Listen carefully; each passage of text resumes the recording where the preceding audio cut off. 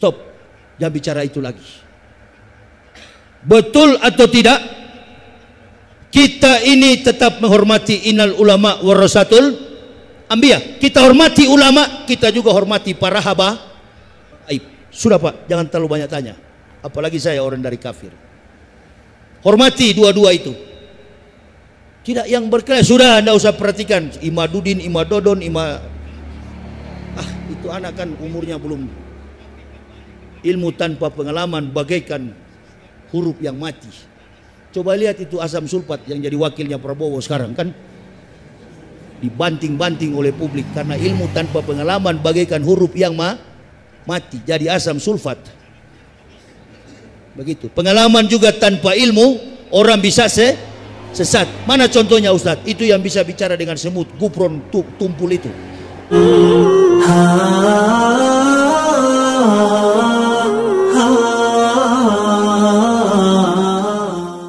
Assalamualaikum warahmatullahi wabarakatuh. Sahabat ngaji bareng semuanya, semua kita dalam lindungan Allah Subhanahu wa taala.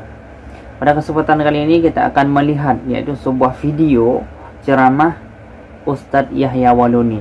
Mungkin kita semua sudah kenal dengan Ustadz Yahya Waluni. Beliau adalah yang dulunya beragama Kristen sehingga dia mu'alaf masuk Islam. Video kali ini kita akan melihat bagaimana tanggapan Ustadz Yahya Waluni tentang Habib Rizik dan bahkan beliau menyebutkan tentang Mama Ghufron.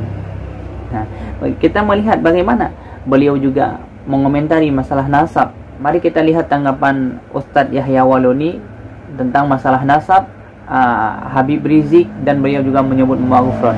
Mari kita simak video selengkapnya agar kita paham. Coba lihat, sampai hari ini Habib Rizik tetap konsisten. Bapak Ibu perhatikan, tidak goyah sedikit pun. Ini baru namanya mujahid. Amin ya Rabbal.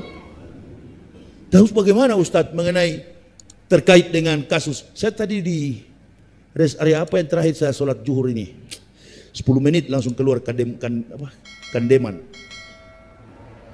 Ya, saya habis sholat zuhur itu saya berhenti sedikit karena pusing dari kemarin belum tidur. Saya tidur di rest area sambil minum kopi.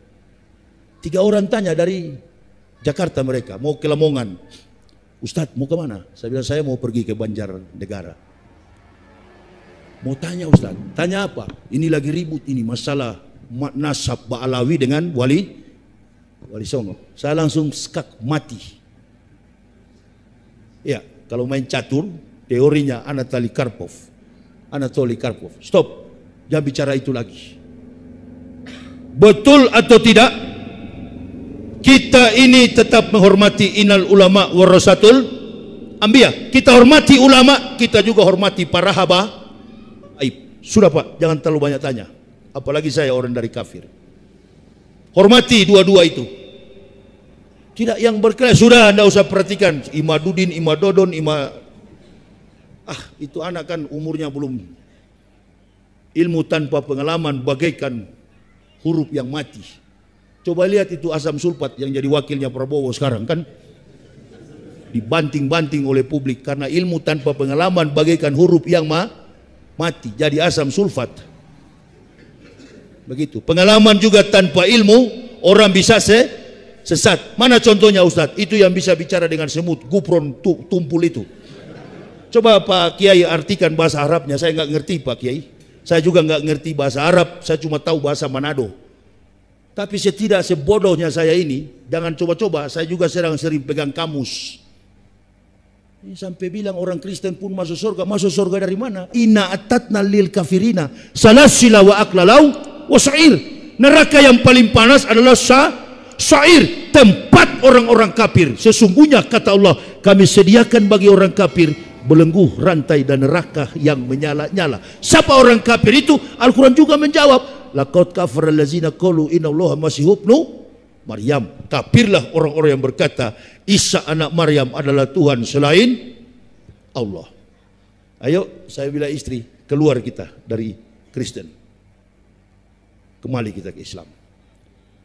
Bukan pindah agama. Kami sekeluarga bukan pindah agama, tapi kembali kepada fitrah sesuai perjanjian. Alastu birabbikum qalu bala syahidna. Rocky Gerung sebenarnya begitu bagus. Analisis setiap ayat, baik secara historical, secara tematis, secara teologis, dan kemudian tampung dalam substansi rasionalitas. Kalau sudah masuk akal dalam konsep sejarah, tematis, baru bikin semacam keputusan. Saya begitu, 8 tahun saya kaji. Di mana kami ini dituduh-tuduh kafir dulu? Oh, ayatnya. Berarti bukan orang Islam. Sama dengan kita mengatakan kafir. Marah satu Indonesia. Tapi itu yang paling dibacakan oleh Rasulullah ketika sholat maghrib. Betul apa betul? Qul ya ayyuhal kafirun la a'budu ma ta'budun wa la antum abiduna ma a'bud wa la ana abidu ma abatum wala antum abiduna ma abud lakum dinukum waliyadin. Yesus Kristus adalah Tuhan kalian, Isa Al-Masih Nabi kita. Konsepkan itu dalam pikiran kita. Amin. Ya Allah, ya Rabbal. Coba begitu. Jadi sudahlah, jangan berdebat kita. Isa Al-Masih Nabi kami, Yesus Kristus adalah Tuhan kamu. Jadi kalau berdebat kamu asumsikan Isa adalah Yesus, nggak bakal habis. Bapak Ibu selama ini dibodoh-bodohi oleh YouTuber itu. Satu bukan ahli Kristen, satu juga bukan ahli Islam. Enggak. Mereka berdebat itu, kalau Bapak mau tahu, panggil profesor Kristen dan Islam. Perdebatan mereka cuma di atas teori yang tertulis. Apa namanya? Perdebatan alegoris. Tanya dosen bahasa di sini. Saya nggak pernah saya tanggapi fitnah apapun yang mereka buang ke publik. Saya nggak pernah, karena kelasnya sudah jauh. Kalau mau berdebat, selipkan dulu. Ingat, kita orang Islam mengakui Isa sebagai nabi. Qala ini Abdullah at-Taniyal kitabah wa ja'alani nabiyah wa ja'alani nabiyah. Sekali lagi, wa ja'alani nabiyah. Allah mengutus aku sebagai seorang nabi, bukan sebagai Tuhan. Bagaimana Jokowi ke Korea Selatan 2 minggu, istana ada Jokowi.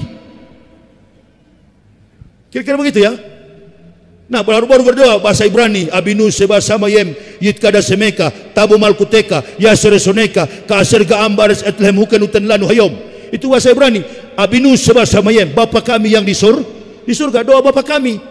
Katanya Yesus itu Tuhan, dia berdoa kepada Bapa yang mana lagi? Makanya orang Yahudi Sema Israel Yahweh Eluhenu Yahweh Ehad Hikomantakim Dekolamah Muhammadin. Dari dulu saya sampaikan begini, ibu bapak sendiri terpengaruh. Oh itu ya bohong, dia pembohong. Hikomantakim Dekolamah Muhammadin yang mengatakan nama Nabi tercinta Rasulullah Muhammad Sallallahu Alaihi Wasallam. Yahudi pada Wailing World, tembok ratapan. Buka di YouTube, terungkap sekarang. Manusia hidup sekarang ini seperti akuarium, ikan di dalam akuarium. Segala hal terungkap. Betulkah Nabi Muhammad disebut-sebut dalam doa ketika orang Yahudi meratap pada tembok ratapan? Adonai jismorkah mikolrah yesemor etnap setah mikolrah Adonai yismorkah kaufu eka me'ata we'at olamin hikomantakim dekalama Muhammadin. Bukan Muhammadin, Muhammadin. Buka di YouTube, ibu bapak. Tapi jangan sekarang, nanti habis saya ceramah. Betul nggak? Dari dulu sudah saya sampaikan, umat Islam semua tenggelam. Ada yang percaya? Ini kalau berdebat nggak kelas lah, nggak kelas. Saya sudah nonton mereka berdebat itu. Ibu bapak yang habis-habisin pulsa. Lebih baik ibu bapak buka Quran.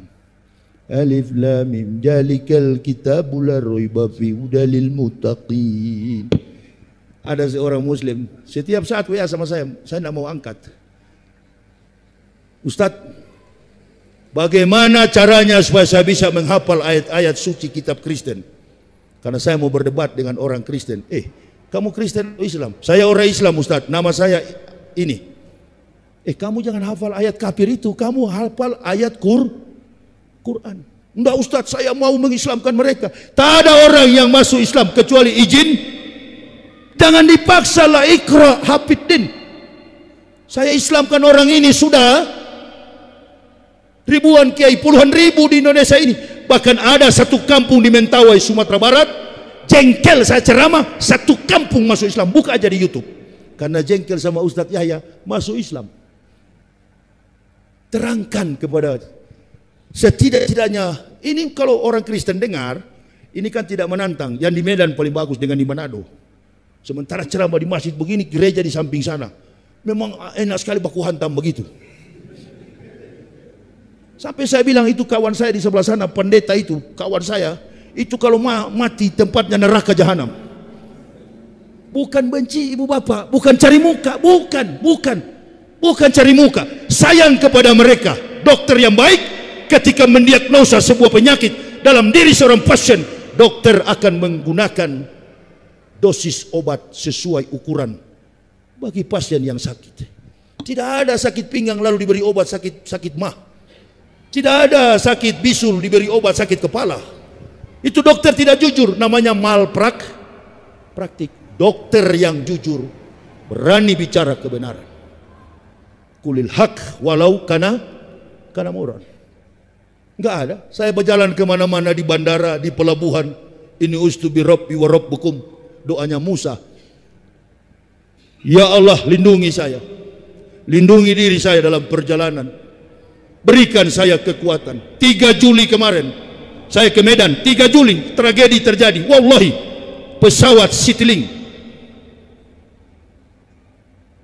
kami take off dari Bandara Soekarno-Hatta menuju Medan jam 8.30 menit. Jam 8 malam, jam 20 karena delay berapa jam. Menuju Bandara Kuala Namu, Medan. 3 Juli kemarin. Baru 10 menit dia take off. Saya sudah tidak bisa bernapas. Istri saya tarik dari kursi tengah.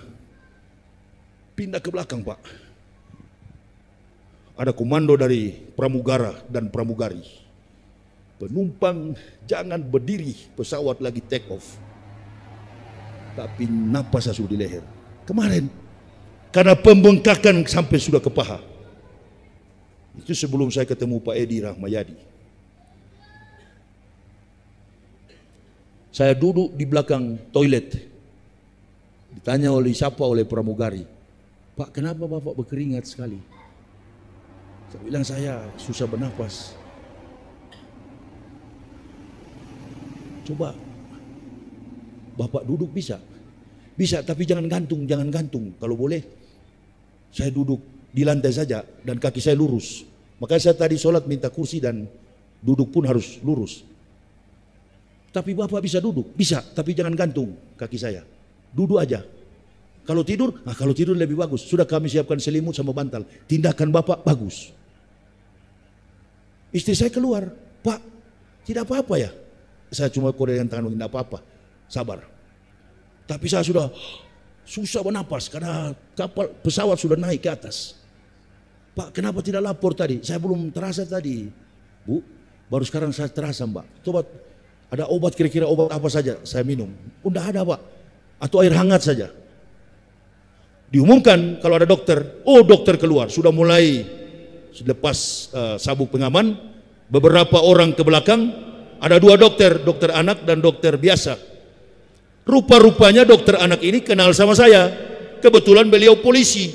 Tugasnya di Polda Sumatera Utara. Siapa yang sakit? Karena saya balik kanan begini, saya kalau tidur kan kanan begini, menjiwai bagaimana cara tidur Rasulullah. Jadi saya tidur begini. Saya pernah ikut pelatihan apa itu di Naksabandia punya ini, Marifatullah, dan 1 malam dari jam ba'da Isya sampai mendekati sholat subuh disuruh tidur dari kanan begini, hampir verlamen saya pagi, hampir kena stroke. Jadi saya tidur sudah terbiasa ke kanan begini. Dia sapa dari belakang. Siapa pasiennya? Coba saya lihat. Kaget dia. Masya Allah, ini Ustadz Yahya Waloni.